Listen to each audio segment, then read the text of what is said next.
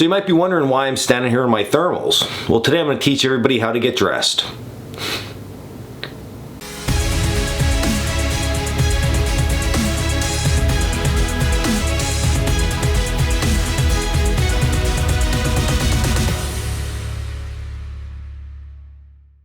So in today's video, I'm not going to teach you actually how to get dressed, but what we're going to talk about is how I get dressed for cold weather here in Pennsylvania. Now, it's important to remember in Pennsylvania, when I say cold weather, it's not Alaska cold, it's not Upper Peninsula of Michigan cold. Cold for us here, we're looking at like 10 to 15 degrees. It does get down in the single digits sometimes, but it's very rare.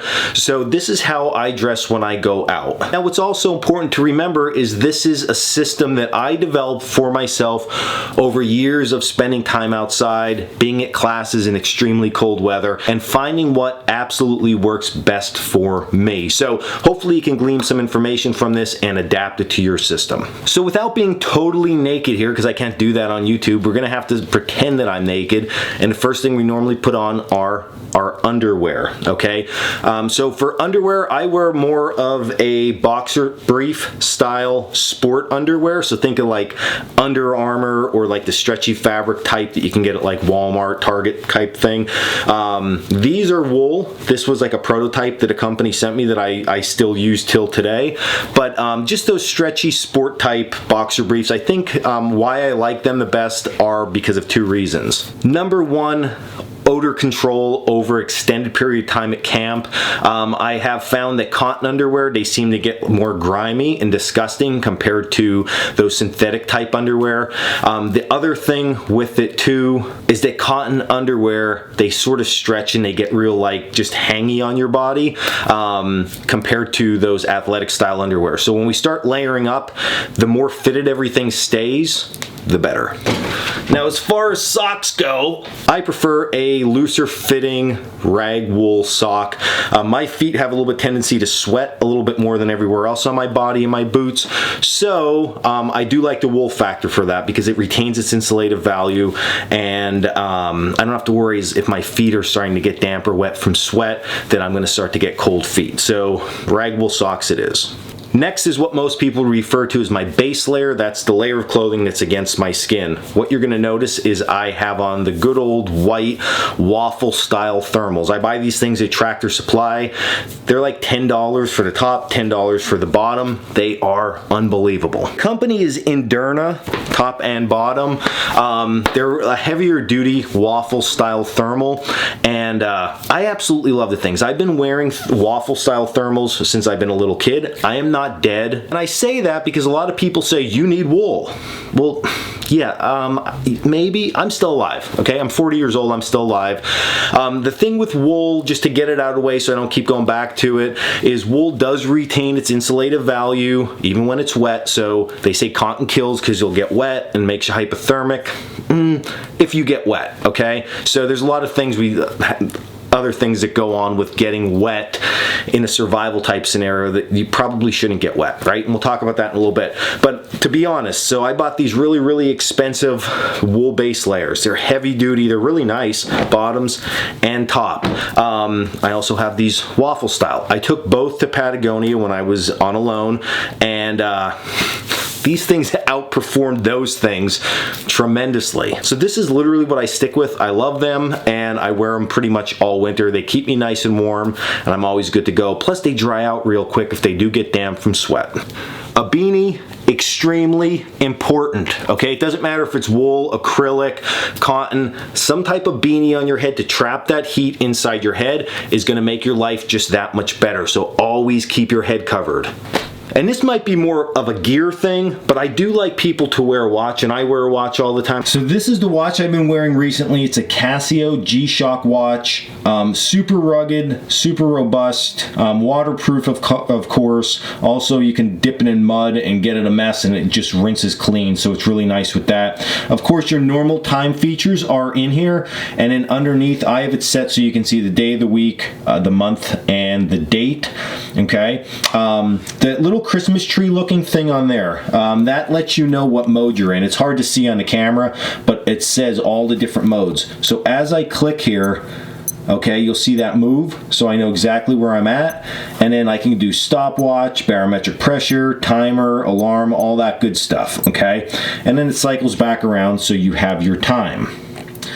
Now what I really like about this, I don't have to worry about charging it like the other watches that I had in the past, because this has built-in solar, so it automatically charges itself as I'm outside. Now what's super cool is when you press this right here, it enters the compass mode, okay? The second hand, okay, which is bouncing around now because it's not totally flat, is the north needle, okay? And then as you rotate this around, it'll give you a digital readout of exact bearing that you are facing off of the top of the watch, okay? So off the 12 o'clock mark there is where that faces. So once I lay that down, you notice that changes there, and as I rotate it, that it is sticking to north. So that's really cool to have that actually on your wrist. Okay, so from that point, now it's okay on YouTube for me to start to get dressed because we weren't that naked, and we'll be good to go. So base layer, check. Now what we do is something we call a mid layer. So this is when the layering process starts to begin. Layering is important when you get dressed for cold weather because it allows your body and you to maintain a constant temperature. So if you start to work real hard, you can take a lot of your heavier layers off and get down to maybe just this, or if you start to get cold, you can add those layers back on and warm back up. That is a constant evolution and flow when you are at camp. We'll talk about that more in a little bit.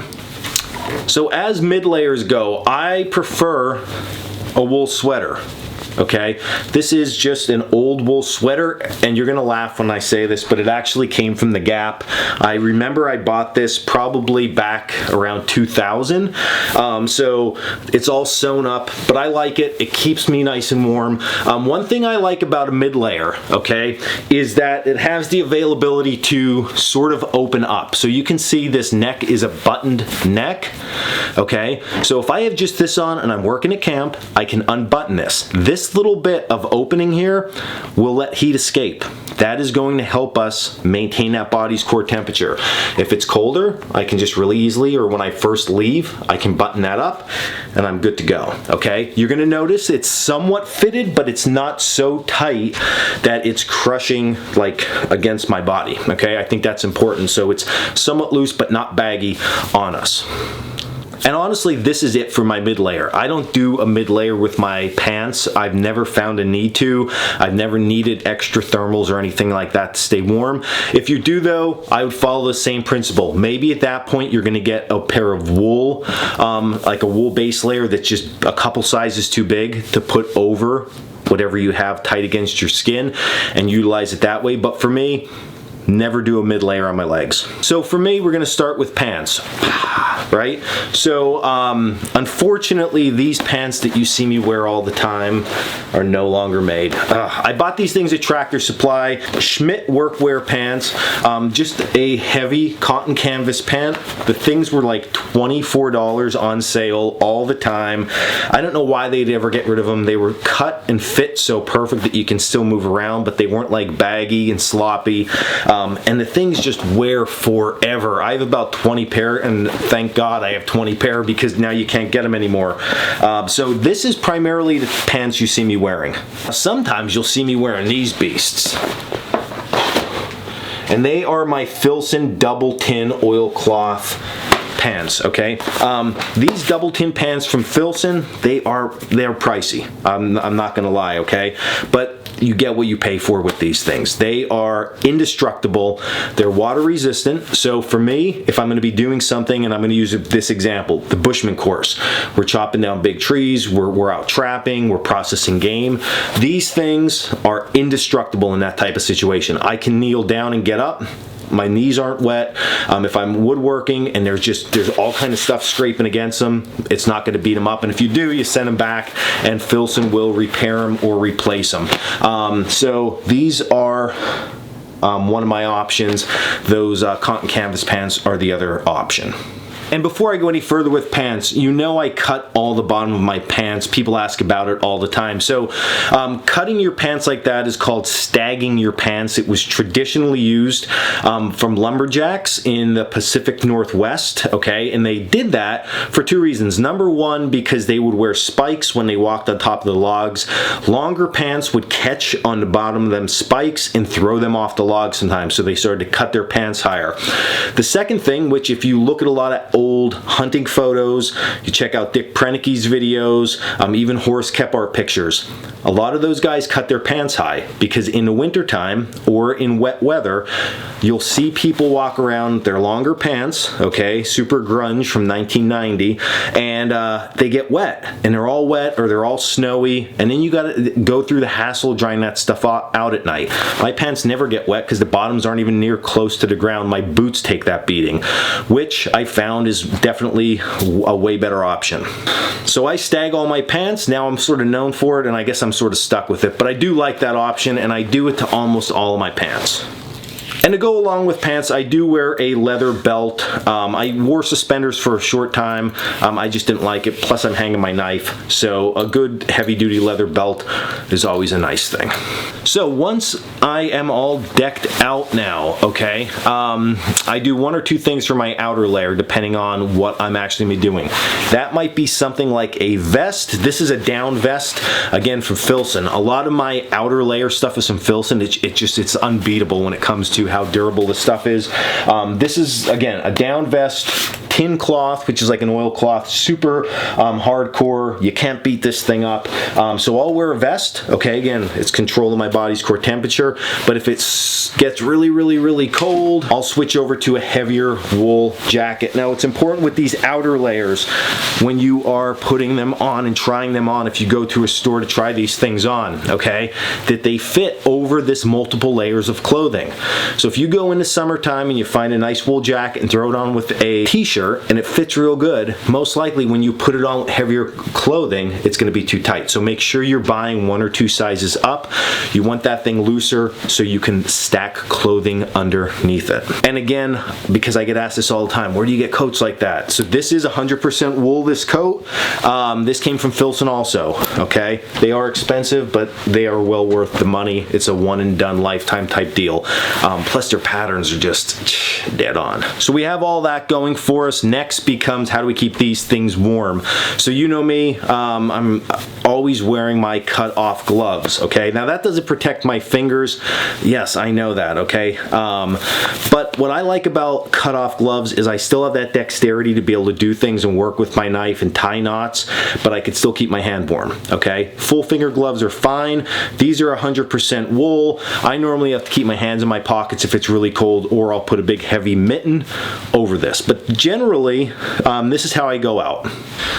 Now, another thing that I think is really important to add into this mix is something for around your neck. A scarf or a schmog, anything like that is really going to keep you warm. It's going to let that heat not escape from here, okay? So throwing this around our neck and being able to tuck this in our outer layer like this, okay, is going to make a drastic difference for you, okay? It's keeping all that heat blocked in, and then if you get overheated, which we're going to talk about here in a minute, I can open all this up. And then lastly, footwear. I am an LL Bean boot guy, okay? These are uninsulated, 12-inch Maine hunting boots. I love these things, okay? What you have to learn about these is that you have to add the insulation. So there's liners you can buy that are sheep's wool that you can drop inside. They make a huge difference, like tremendous difference. And then with my socks, okay, if I'm wearing a heavy rag wool sock, you might have to go up a full size in these because you want that little bit of extra airspace so your sock doesn't get compressed and it keeps your feet warm. But I love these because my feet don't get wet in these things, and they're like a traditional outdoor guy boot. Love them. So there's my outdoor system. Now, what's important to understand about this, super important to understand about this, is that as you are going into the woods and you are doing different tasks, this system is going to like live in a sense, okay? So let's use this example. We start walking into camp, right? And it's a little bit treacherous. We're starting to get a little bit warm. Before you break a sweat that you're working out, we should be opening or taking off our scarf, putting it in our haversack, okay? Start there. If it gets even hotter, okay, maybe let some of this heat from your head start to escape. Maybe open up your coat, okay? Any of that stuff. Now, you're working around camp, right? Or you're just getting your fire going. You might put all that back on, or maybe you don't need your scarf now, so you button your coat back up, you're good to go. You go over, you start to do some woodworking stuff or chopping wood. You might think, hey, I can lose this thing. I don't need it right now. I can just operate like this. I'm a little bit cold, maybe scarf, and I button this up, okay? It's one of those things. So part of the day you might look like this, part of the day you might look like that, part of the day you might be back to this, okay? Followed by this. The biggest thing that you want to keep into consideration is you don't want to get to the point that you sweat. If you're getting to the point that you're stripped all the way down to your mid layer and you still feel the sweats coming on, we are not in that bad of a situation that we have to do that. Slow your pace of work down, let your body relax a little bit, let that heat start to dissipate a little bit, and then just slow everything down. That's going to set you up for being warm, not getting the chills from being wet, and you're going to be good to go. So there you go, my friends. That is how Dan dresses when I'm going to go out in cold Pennsylvania weather, okay? When it starts, probably around November, I start to use this layering system, my thermals, my mid layer, my base, my over layer, and then I go right through until it starts to warm up in the spring like this. So there you go. I'm going to put a couple things below if you missed it in the video as far as what's what. Also a link for the watch down below because I know people have been asking me about that. And that's it. So I hope you dress warm, layer, stay warm, and until the next video, you stay in the woods. I got to get in the woods now. Now that I'm dressed, I got to get redressed sort of, and I'm out. Stay in the woods.